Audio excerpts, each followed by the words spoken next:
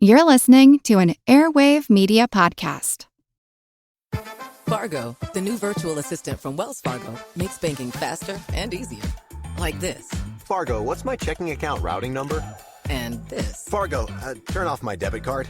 And this. Fargo, what did I spend on groceries last month? And that's just the beginning. Do you, Fargo? You can. In the Wells Fargo mobile app. Learn more at wellsfargo.com/getfargo. Terms and conditions apply. Your mobile carrier's availability and message and data rates may apply. Wells Fargo Bank, N.A., member FDIC.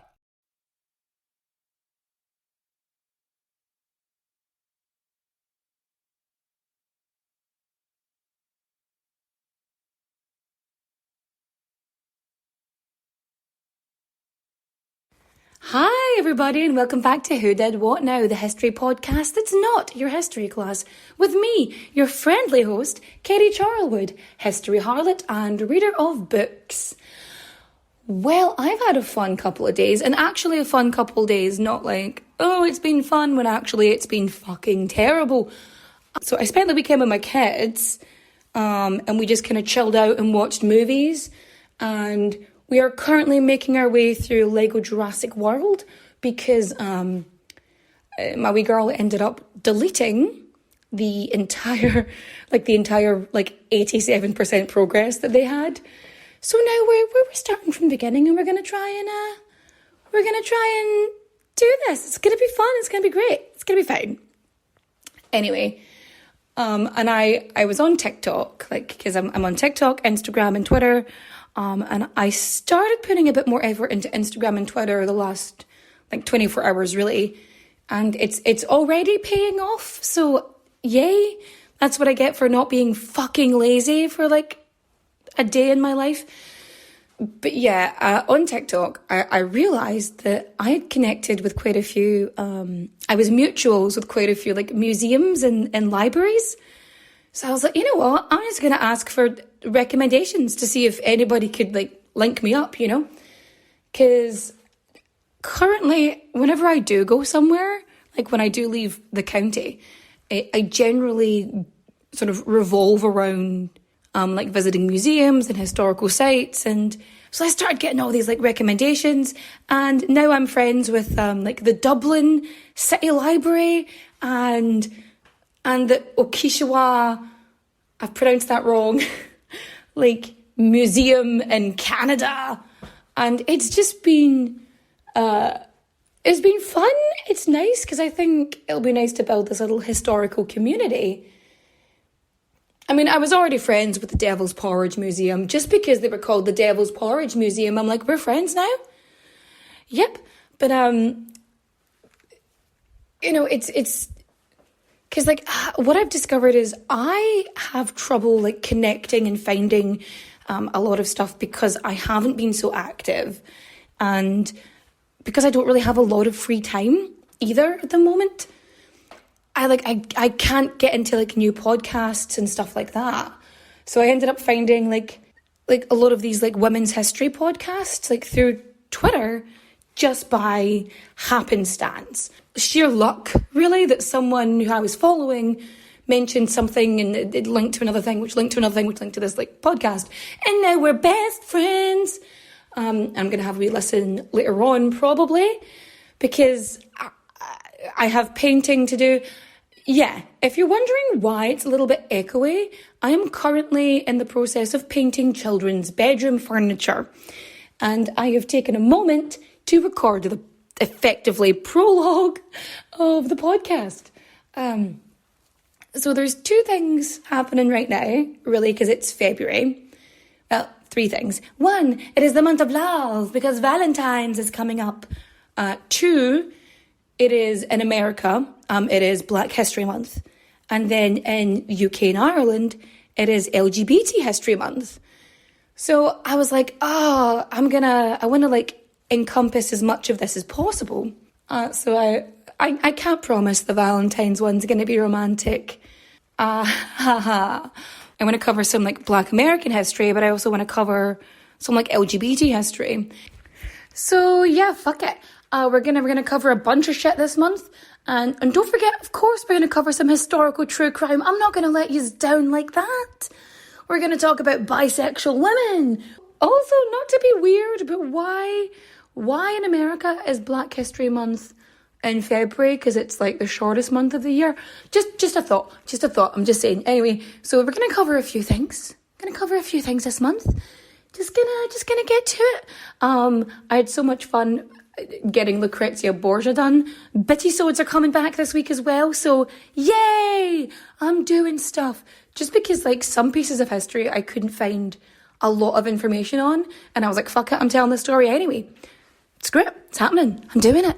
You're not stopping me, bitches. But I know what you're thinking. You're thinking, quit your jibber-jabber and fact me. In fact, you I will. But first, we've got to get our source on. So we have Gangsters, Swindlers, Killers and Thieves, The Lives and Crimes of 50 American Villains by Lawrence Block. Notorious, New Jersey, 100 True Tales of Murders and Mobsters, Scandals and Scoundrels by John Blackwell. The Complete Idiot's Guide to the Mafia, a fascinating exploration of the real people who inspired The Sopranos by Jerry Capecci. Also, I was on newspapers.com a lot for this, so that subscription is definitely paying for itself at this point. So we have 1953, Anna Genovese testifies against husband Vito. Testimony in divorce case reveals secrets on Costello's crime syndicate. The Evening Times, Pennsylvania, 1953. We've got infamous New York, the New York Post. We have newspapers.com. There was a lot of them. There was a lot of scouring, guys. A lot of deep scouring. And finally, of course, I have to give big kudos out to the podcast Mob Queens, which sent me on this path. And honestly, I'll be giving you basically the Cliff Notes version of Anna Genovese's history. If you really want that full comprehensive, if you want to learn more about her, absolutely go listen to Mob Queens. It is funny and endearing and full of fantastical fun facts. And yeah, lots of things about this bisexual icon. A bicon, if you will. Okay, so let's get into it, shall we? Are you sitting comfortably? Good. Then we'll begin. So I'm going to apologise now for any poorly pronounced names, because even though we're all Europeans, I'm mainly of Scottish and Irish descent. So I'm more of a milk bottle, you know, from pale blue to milk. That's kind of me. And Italians are what I like to refer to as spicy white. So there's some herbs in there. Anywho, that's how that is. I'm going to try, but if I fuck it up, I'm sorry. So, Anna was born Giovannina Patillo on the 28th of October 1905. Her parents are both Italian Catholic immigrants, because of course they are. I mean, what did the Irish and the Italians do? We just fucked off everywhere. And we were like, hey, we're here now. You can't stop us. We just slowly invade and then we spread. So, we don't really know too much about Anna's life, sort of pre-first marriage. Just because she lived through World War I and didn't really do anything too spectacular during that time. And then it goes into the Roaring Twenties, so there's not too much happening. But in 1924, Anna marries her first husband. Gerard Venotico. So their marriage is not exactly approved of by the family, because she's the oldest daughter, and the fact is they expect her to marry well. And Jerry here, he's a baker in Little Italy, but they expected her to marry up. Because, you know, she's smart, she's beautiful, she's just fucking cool. They expected big things, but they were like, okay, cool. Anywho, by 3 years later, they have a daughter, Marie, and they move to Greenwich Village. So they're in this tenement building in Greenwich Village. He's a baker. He's out early proving the dough. And Anna, she's working evenings in sort of clubs and bars and stuff in Greenwich Village, making some dough. So Vito Genovese, he had some rackets going on in sort of that area at the time. But we don't really know if they crossed paths too much, but they were fourth cousins. Vito was married to Donatella, and it wasn't a happy marriage, to say the least. And Vito was known to get violent with her, at least once in front of company. We know that he, gave her a smack after she spilled some wine. So Vito and Donatella, they were living out of Queens at the time, and Donatella, she catches consumption, so she's got tuberculosis. And in 1931, she dies, right? But her death is pretty, suspicious. She's basically left alone in this apartment. Her, death certificate's kind of dodgy, and effectively the theory is that somebody, gave her some morphine or something and just, bumped her off. Because maybe Vito was sick of waiting for her to die. But a few months later, Jerry was, for some reason, on the roof of the tenement building. And he is strangled to death while his daughter Marie plays on the stairwell nearby. And surprise, surprise, Vito was the one who ordered the hit on Jerry. 2 weeks later, Anna marries Vito.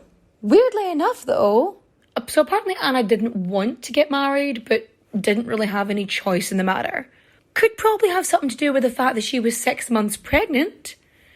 The idea is that Vito basically organised his wife's end and Jerry's end so that he could marry Anna. So 2 years later, Vito allegedly orders a hit on fellow mobster Ferdinand the Shadow Boccia. And this, causes a wee bit of a stir. And by 1935, Vito decides to buy Deep Cut, which is an actual name for a mansion. Somebody named a building Deep Cut. I'm not saying it's weird. I am saying it's weird. That's a stupid name for a building. Where do you live? Deep Cut. Ooh. Is it supposed to be intimidating? I don't fucking know. Vito buys his fucking mansion with a stupid name, unless... Did he name it after he bought it? Anyway, stupid name mansion out in Middleton Township, New Jersey. So he moves his family out of New York. Fun. Sure, I'm sure that she fucking loved that. So at this point, it's World War II starting to kick off. And back in the States, there's big crackdown on organised crime. And in 1937, Boccia's body is... Boccia? That guy, his body is pulled from the Hudson River. And Vito is basically, accused of murder. And, not just murder. He's accused of, just a big long list of organised crime shit. And he says, and he goes, no thank you, and gets the heck out of Dodge. Effectively, he fucks off back to Italy and leaves Anna in charge of all his shit. And Anna, being a completely sensible person, actually decides, no, I don't want to stay in New Jersey. And she moves into this fucking super luxury apartment at 29 Washington Square. So she's quite literally living directly above Eleanor Roosevelt. Yes, that's how swanky and posh this place was. And at this point as well, Anna's raising 3 kids. She's got her daughter Marie, Vito's daughter Nancy, and then their son Phil, the one she was pregnant with when they got married. So because Vito has, fled the US, Anna is left to try and figure the fuck out how to make some damn money. Because not only are you in the middle of the Great Depression, but in a crazy random happenstance, she's super lucky because Prohibition ends and pubs and clubs, bars, they can all shoot up again. And the mob, they already had a thing, they had protection rackets and stuff, and they would bribe police and officers and whatever. effectively the mob was kind of running all these bars and pubs in New York. So like around about Lower Manhattan and Greenwich Village, one of the things they really leaned into was gay bars, because when Prohibition ended in 1933, like, you know, bars and clubs, they could sell alcohol again. But there was effectively like this, how to put this, like gay prohibition. So like clubs and bars would be, could like get these massive fines, could get raided, and they could even lose their liquor license if they served, you know, gay people. So if members of the gay community were, you know, being served in their bars and they were known. So sidebar, like some like cops and stuff would go undercover and do these like sting operations, and they would act, you know, what they thought a gay person would act like, and they would try and, you know, lure another patron, and they would try and like lure like gay people, you know, back to theirs for a nightcap, and would end up like arresting them or just beating the shit out of them. Sometimes both. Anna's like, fuck this for a game of soldiers. And Anna uses this opportunity to like, she, you know, slides in there and she starts running drag clubs and gay bars. And so it's like super, super risky for Anna to set up what is effectively like a haven, because gay bars, how do I put this? Gay bars are not the place for y'all to have your fucking hen nights and shit, and for straight people to be absolute cunts. Just saying. No.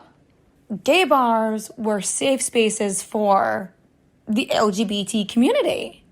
It was the only place where they got to, like, they didn't have to look over their shoulder constantly. So Anna Genovese, she is quite literally using her mob power, using her mob queen influence to protect the LGBT community. Like, it's fucking awesome. Basically uses, like, her mob connections, because she's, like, the first lady of, you know, the New York mafia. You know, she uses, like, her mob ties to, like, block the police and stop shit happening. And she, like, siphons off the profits for the mob and Vito and all that while he's stuck in Naples or whatever. So she opens up her first Club Caravan in 1939. And, like, all the waiting staff would be, like, drag kings, and they would have drag queen performers. And, you know, this was sort of, like, a stepping stone to the 181 Club. Now, the 181 Club was, I love this, was known as the homosexual Copacabana. At the Copacabana. I love it so much. And that was where she met her girlfriend, Jackie.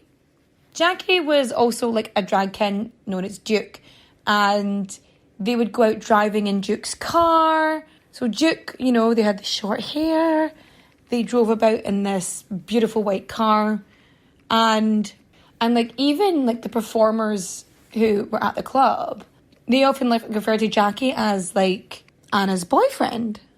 But like Jackie isn't the only like female relationship she had. She also dated one of her like cashiers at one of her clubs. You know, it wasn't, considering she kept spending quite a lot of her time in Greenwich Village, can we really be surprised? So while Vito's in Italy, he's supporting fascism. He is, I fucking kid you not, if you did not already despise this man for being a wife beater and just a piece of shit, he invests in Mussolini's party. Like, he gives money to the fascist party of Mussolini, one of the Axis forces in World War II. Hitler's buddy. Like, what the actual fuck, Vito? You're a mobster. I don't expect you to be, you know, a fucking angel, but I don't expect you to be like, let's exterminate Jews, you fucking piece of shit. Anyway, basically, the end of the war, 1945, Vito is extradited back to the USA.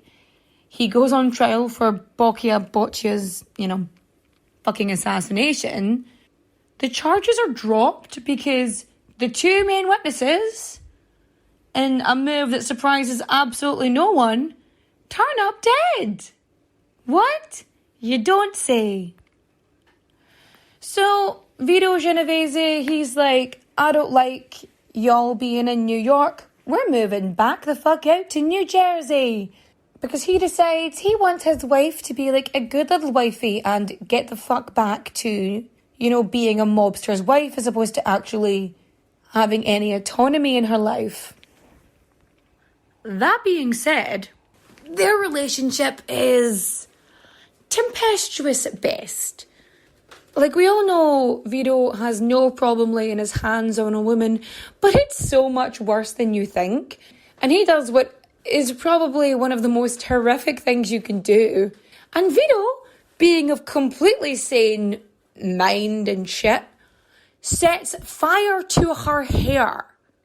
Like, hair is very important for women. There's a whole speech in Fleabag about it, how it's not just hair. But, like she had such long, beautiful locks. They were gorgeous. And he did it to shame her, embarrass her, and to, just dominate her. Who the fuck sets fire to someone's hair? What the fuck is wrong with you? I'm mad. Clearly I'm angry. Of course, and you've got some family members who are like, oh no, they really loved each other. They just had passion. There's a difference between, ripping someone's clothes off and setting fire to their hair. I feel like I shouldn't have to, explain that to anybody, but there you go. So Anna, after all of the abuse she is continuously suffering, decides to say, fuck this for a game of soldiers. And she walks out on Vito in 1950. So she wants a divorce, nice and simple. And they go to court, and he's supposed to pay her $200 per week in maintenance. It's kind of like alimony, but alimony before you get divorced. This gets dismissed because Vito's like, I can't pay, I have no money. Because, he's a prick. 1951, she drops the divorce suit because reasons. And around this time, her 181 club gets raided by undercover state liquor authority agents and loses its liquor license for disorderly conduct. What's disorderly conduct, I hear you ask? It had gay people there, LGBTQ plus patrons. That's what it had. And as such, fuck it, yeah. That's what they did. They closed it down. It's almost as if Vito arranged it just to spite her, because he's a vindictive cunt. Anywho, Anna at this point is 46 years old and living with her mother in Little Italy without any money, because there's no maintenance coming in, and no business because the club that she was a hostess at and would probably have returned to is shut down by, bigoted cops. I was about to be like, are there any other kind? Says me currently working on my ACAB, embroidery, because I'm cool like that. Not to be outdone, in 1953, Anna does what no mob wife has done before. Being a part of a royal family might seem enticing, but more often than not, it comes at the expense of everything else, like your freedom, your privacy, and sometimes even your head. Wondery's new podcast, Even the Royals, pulls back the curtain on royal families, past and present, from all over the world, to show you the darker side of what it means to be royalty. From icons like Grace Kelly, Oscar-winning actress turned Princess of Monaco, who the world saw as the ultimate good girl. She mastered playing a happy wife and mother, but beneath it all, she was desperately lonely. Grace spent her whole life working towards perfection, and it ultimately cost her her happiness. Or King Ludwig II from Bavaria. He was only 18 when his father died, leaving the crown to him and a duty to rule that he never wanted. He refused to lead and used the funds from the royal treasury to further his extreme love of opera. But this choice eventually cost him the crown and his life. Follow Even the Royals on the Wondery app or wherever you get your podcasts. You can binge Even the Royals ad-free right now on Wondery Plus. The regular season is heating up. New stars are emerging, and that means more opportunities to win up to 25 times your cash on Prize Picks, the most exciting way to play daily fantasy sports. Just select 2 or more players, pick more or less on their projection on a wide variety of stats, and place your entry. It's that easy. Let it fly to turn $10 into $250 with just a few taps. Easy gameplay, quick withdrawals, and injury insurance on your picks are what make Prize Picks the #1 daily fantasy sports app. Watch your favorite players and get paid doing it this basketball season. See your entries make progress during the game or make new entries for the second half and the fourth quarter. 3-pointers, assists, rebounds, and everything in between are yours for the taking. Join the Prize Picks community of more than 7 million players who have already signed up. Right now, Prize Picks will match your first deposit of up to $100. Just download the Prize Picks app and use code GET100. That's code GET100 on Prize Picks for a first deposit match of up to $100. Prize Picks. Pick more, pick less. It's that easy. She testifies against her husband in open court. So getting divorced in the past was a lot more difficult than being divorced now, especially considering that even back then, a woman was expected to be, subservient and be the property, effectively, of her husband. So she, sues for divorce on the grounds of extreme cruelty, probably citing the fact that he set fire to her hair. So she asks for $350 in alimony, which in today's money would be just over $3,500. It becomes more than just a general divorce proceeding, because there she is, sitting in her fucking mink coat, in her finery, starts listing off all of these criminal activities that her ex-husband is involved in. So there are, you've got the gambling shit, you've got the tracks, the bookies, the protection, and of course, drug trafficking. Because once Prohibition ended, which was, the mob was making so much money, just getting booze in the country, that when Prohibition ended, they were looking for new sources of revenue, and one of the things they did was traffic drugs in. One of the things, cocaine. The kind that Vito gave to Mussolini's son. Oh my God, Vito was Mussolini's son's fucking dealer. She's talking about all the shit. She's giving names, she's giving places, she's giving dates. So she's talking about the Italian lottery that she's running the numbers games, and where they're earning 30 grand a week. And that she was the one with the combination of the family safe in New Jersey. If that's glorious. So she's naming all of these other mob leaders, including Frank Costello, and which is going to be important in a wee second. And she's talking about how Vito was physically abusive, and the reason she didn't come forward. Well, Mrs. Genovese, why didn't you come forward and tell us this before? Because I was fucking scared he was going to kill me, that time he set fire to my fucking hair.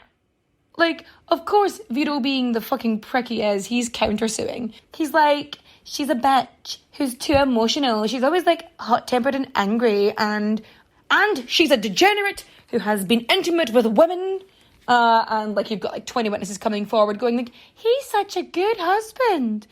Like that time he beat his previous wife? Then? Huh? Okay. Also, in addition, furthermore, there's this gossip columnist called Dorothy Kilgallen, and who just so happens to be friends with Frankie Costello, the rival mob boss who Anna mentioned in her suit. Well, in her column, she writes, "If I were Mrs. Vito Genovese, I would be awful careful crossing streets." Which is speculated to be some kind of public warning, like on behalf of Costello to Anna.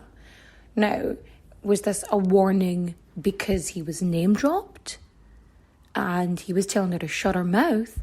Or was it a warning because he was Vito's rival and he was trying to protect her? Whom's to say? What we do know, but like when it comes time, so like everybody else testifies and does their shit in court, but when it's Anna's turn to testify, she's suddenly under the weather. She's too sick to, come to court. Like, in fact, she's so ill that she cannot leave her home. And Dorothy's like, it's a good bet that Mrs. Anna Genovese will continue to be too sick to talk to any grand jury investigating crime along the waterfront. All she wants is a divorce and a healthy settlement from Vito. So at this point, Anna moves on to Club 82 out in the East Village, waiting for the ruling in their divorce. And while she's there, the judge just throws out the divorce suit, so they're still married, but they're just as straight. So, like, Vito and Anna are still married, but they're now, like, just estranged. So she's there at Club 82, and she cultivates this fucking, like, gay scene. It's, the Club 82, it's, in Manhattan. Club 82, it's in Manhattan. It's run by the mafia. It's another mob place. And the tagline of the club is, who's no lady? And so, like, it's got, like, drag kings and drag queens. And it becomes, like, the hotspot. Like, you've got, like, politicians and celebrities. They're all, like, hanging out in this glamorous, fun, vibrant spot. Like, drag. Like, the place wasn't just drag. It had, like, cabaret and stuff.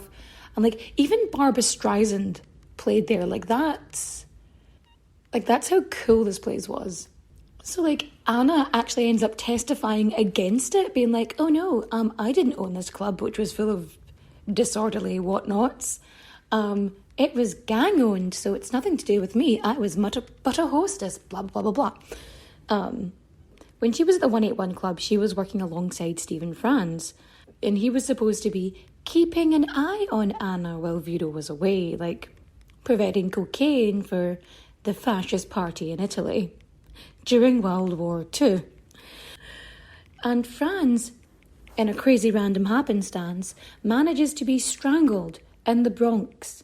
Allegedly, the hit was like put out by Vito, which wouldn't be surprising because it's very much his MO, because, that's how Jerry was offed, that's how Franz was offed, While Anna is continuing to work at Club 82 and suspiciously surviving, testifying, and somehow surviving literally ratting out a mob king, which is quite interesting because, but the theory is, it's very strange though, because, like, there should be, like, a ton of documentation on Anna, like, as a mob queen, as the wife of, like, the head of the mafia, like, as, like, this mafia, being, like, the wife of, the mafia chief.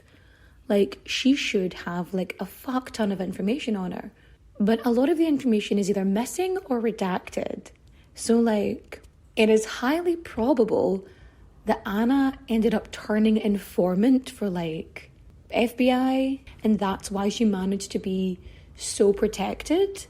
So, like, by 1957, Vito ends up absorbing and taking over the Luciano crime family from Costello. And obviously, being Vito, he renames it the Genovese crime family. Surprisingly enough, in a cruel twist of fate for poor Vito here, he ends up going to prison for possessing and distributing narcotics after just a year in charge. Oh, dearie me, whoops-a-daisy.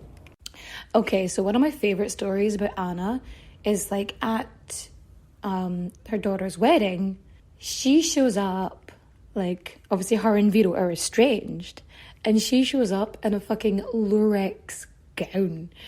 I don't know if you've ever seen lurex in general, but it is It is not something a wallflower wears. It's very much a fuck you dress. Look at me, I'm so hot. Get to fuck. I'm here, I'm queer, I'm sexy as fuck, and you didn't kill me, you motherfucker. Which is very much a good for her. And I bet her hair looked fucking fabulous too. She's like, you tried to burn off my hair? Look at how gorgeous my luscious locks and my magnificent mane is now, motherfucker. Anywho, so up until like the late 60s, she's still working in Club 82, and she leaves to kind of take care of family. She doesn't quit working, but she gets more of a daytime job. She ends up in the very fancy Warwick Hotel in guest relations, where, I shit you not, she manages to befriend Cary fucking Grant. Because of course she does. Because it's Anna Genovese and she can do whatever the fuck she likes. And she manages to get another stroke of good luck, which is in 1969. Vito dies from a heart attack at the United States Medical Center for Federal Prisoners in Springfield, Missouri. Ba-ba-da-ba-ba-ba. Skip forward to 1982. So Anna is in St. Vincent's Hospital in New York, and her end it's very close. And she's there with her daughter Marie, and from her first husband, and her granddaughter Mia. And they're there and they want to share their last moments with her. And a very glamorous woman in a pantsuit, kind of like Marlene Dietrich sort of vibe. She comes in and she sits with Maria and Mia. It's Jackie, her partner after all these years, still there. In January 1982, Jackie made sure she was there with the love of her life, Anna Genovese. And Anna passed away, surrounded by the women in her life that she loved. Marie, her daughter, Mia, her granddaughter, and Jackie, her partner. And so ends the story of Anna Genovese, the bisexual mob queen, who history conveniently forgot. So, what have we learned today? We learned that... Oh my god, I forgot a bit. Okay, so, appendices. Okay, this is absolutely fantastic. So, according to Anna's grandchildren, when Anna wasn't, too flush with cash, a man came to visit her and she was telling him information regarding, the crime families, the mafia, the mob. And that man who was sitting at her kitchen table taking notes was Mario Puzo, the man who wrote The Godfather, the book. It was a book before it was like a trilogy movie. That it is quite possible that Don Corleone was based on fucking Vito Genovese. But yeah, there you go. Also, in addition, furthermore, there you go, there's some extra bit into it. I completely forgot about that until right now. But also, what have we learned today? That art often imitates life. We learned that if a man set fires to your hair, you have absolutely every right to try and destroy his life and take all of his money. I think that's fair. Lorex gowns are perfect for any dramatic entrance. And if it seems like it's a suspicious death, it is quite definitely a suspicious death. We also learned that the mob was heavily involved in the gay scene from the 1920s on. What? Cool. So yeah, if you liked my retelling of this story, please go into Apple Podcasts, go into Spotify, rate and review 5 stars. If you go into Apple Podcasts, if you write anything in the review spot, it really, really bumps me up the algorithm, and it means more people will see this, and it just helps me go up the Apple Podcast charts. I think I told you all that I was charting simultaneously in like 5 countries, like the US, Canada, Mexico, I think as well at one point, Germany and like the UK or something like that. But it was really, really awesome. I'm so like wow. Yeah, if you want to support me, like, please, like, follow me on Twitter and Instagram. I know a lot of you have me on TikTok, but if you want, please follow me on Twitter and TikTok. I'd love to, like, grow this community. Like, if the pandemic has taught us nothing else, it is that we need connection. And I want to connect. I really do. I am currently working on a website. It's just very slow because I'm one person and I am not technologically gifted. But it is on its way. It is coming and I'm very excited. And you know what? Actually, yes, it is recommendation time. I am gonna, for reading, my first fiction book in a long time, actually, I started reading was Crazy Rich Asians. I mean, the movie is glorious, but the book is so good. So good. Watching. You know what? Seeing as it's Black History Month in the US, I think you should go onto Netflix and just watch all the seasons of Dear White People. Just 'cause. You may as well. Watch some Jordan Peele. Really just, and here's also, just so you know, you don't have to wait till Black History Month to watch stuff with Black people in it. You can watch it any time of the year. I'd actually recommend that in general. Now, for listening, this is going to be a huge surprise for you all, but I'm going to suggest the podcast Mob Queens because it is far more informative and probably funnier than me. Yeah, it's funnier than me. You should definitely go check that out. And yeah, so why don't you go do that? And I will see you all next time. I'm going to bid you farewell. Adios, au revoir, auf Wiedersehen, my friends. Bye-bye.